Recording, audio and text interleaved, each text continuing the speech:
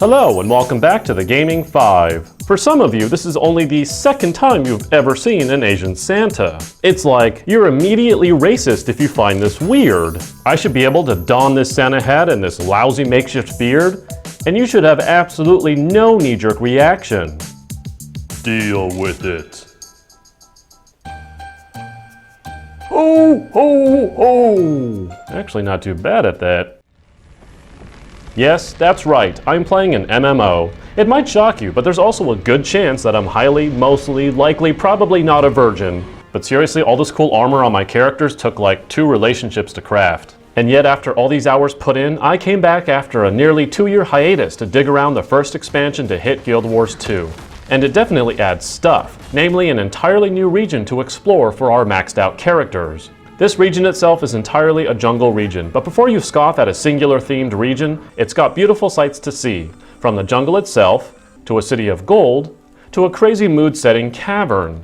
I can assure you there is plenty to explore in the expansion. Unfortunately, and yes I use that word in basically every review ever, there's a drawback to this jungle. It's quite literally sometimes a jungle. If you don't have the best sense of direction, prepare to find yourself lost no matter how hard you stare at the map. And this can put you in hot water, aka death, if you don't have the means to escape or take on multiple foes at once. Map design is important because getting lost is a frustrating experience, and while I pride myself on directional navigation, even I found moments of sincere confusion in the extreme verticality of the cavernous areas. On the flip side, this extreme verticality comes with it some new methods of traversal, the most notable being the glider. It's a rather nifty touch, even if it's only used moderately. Further content is a continued story expansion to accommodate the new areas that, in good Guild Wars form, is delivered more competently than most MMOs manage.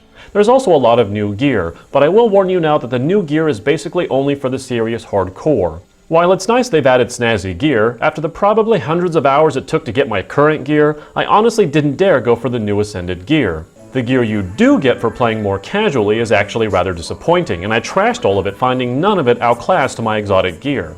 There's also additions to PvP, but I honestly find the PvP to be less satisfying than its predecessor, as the predecessor was more focused on builds, so I hate to admit that I have nothing to report on PvP since it is not my area of strength in this sequel. And finally, they added a new class, the Reaver. However, with 4 exotic equipped characters that span basically all of my gameplay needs, I didn't spend much time with the Reaver. Partially because they've added an elite specialization that lets you use a weapon from another class. Perhaps I'll livestream my growth of the Reaver class in the not too distant future though.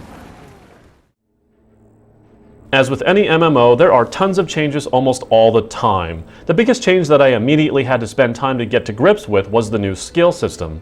It is completely changed from its launch system, and while it very closely mirrors your original build, it adds some new stats and a new layout that might take some getting used to. One guy said it completely destroyed his build, but for me I found it to have minimal if not negligible performance impact to my thief. Oh, and if you just so happen to decide to dive into this game during the holiday, keep in mind that a large portion of the population is focused on the holiday events, a seasonal change among many others this game undergoes.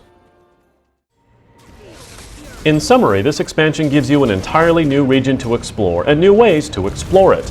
This new region is also both a jungle and a jungle. You might just get lost and die, which poses a somewhat less than enjoyable exploration experience even though the sights to see are so incredibly worth it. Yet beyond enjoying the core of the expansion and its good story, everything else is mostly gear that requires exorbitant grinding to get, reducing the value per dollar of this expansion for more casual players.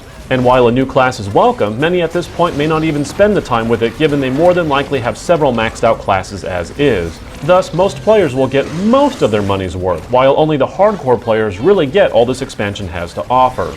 And yet, that didn't stop me from still enjoying the new sights, fights, and flights. It's also a good reminder that some developers do know what the word expansion means.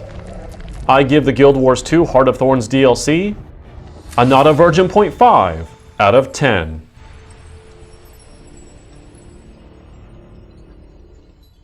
That's it for today. Subscribe for more gaming content delivered directly to your retinas. I'll see you next time on the Gaming 5.